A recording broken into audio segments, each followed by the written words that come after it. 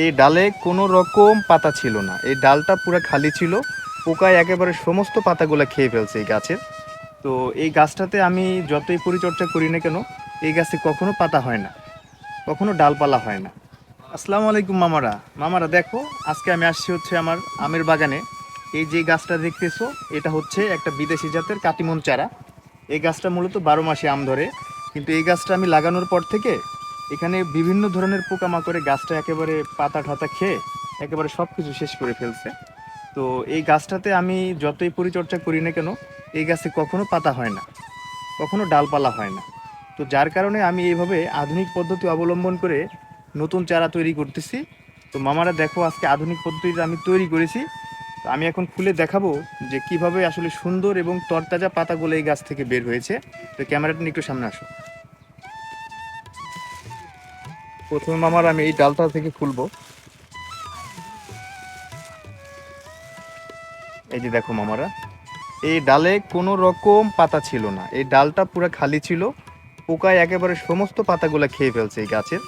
তারপরে আমি এভাবে আধুনিক পদ্ধতি অবলম্বন করার পরে এত সুন্দর সুন্দর পাতা এবং ডাল বের হয়েছে।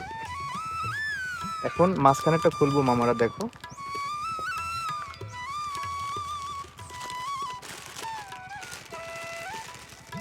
এই যে দেখো মামারা, এটা হচ্ছে মেন ডাল এবং সবচাইতে বড়।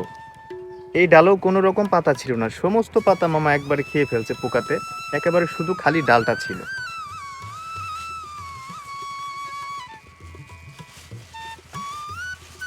এই যে দেখো, এই আমার 12 মাসি গাছের সবচাইতে ছোট ডাল। এই ডালটাও দেখো মামারা সেম, ঠিক আছে? এই ডালটাও কিন্তু সেম, এই ডালও কিন্তু কোনো রকম পাতা ছিল না। আমি জাস্ট আধুনিক পদ্ধতি অবলম্বন করে আসলে নতুন করে পাতাগুলা গজিয়ে নিয়েছি।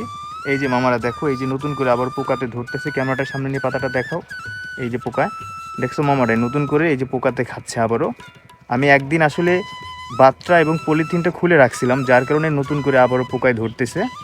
তো আপনাদের আসলে যারা আমের বাগান করেন, 12 মাসি বা বিদেশি জাতের আমের চারা যারা রোপণ করেন, তাদের গাছে যদি এইভাবে পোকামাকড় আক্রমণ করে গাছের পাতা এবং ডালপালা খেয়ে ফেলে, আপনারা জাস্ট এইভাবে আসলে এই পদ্ধতি অবলম্বন করে কিন্তু মরা গাছকে জীবিত করতে পারবেন এবং সুন্দর করে কিন্তু গাছটাকে সাজিয়ে নিতে পারবেন।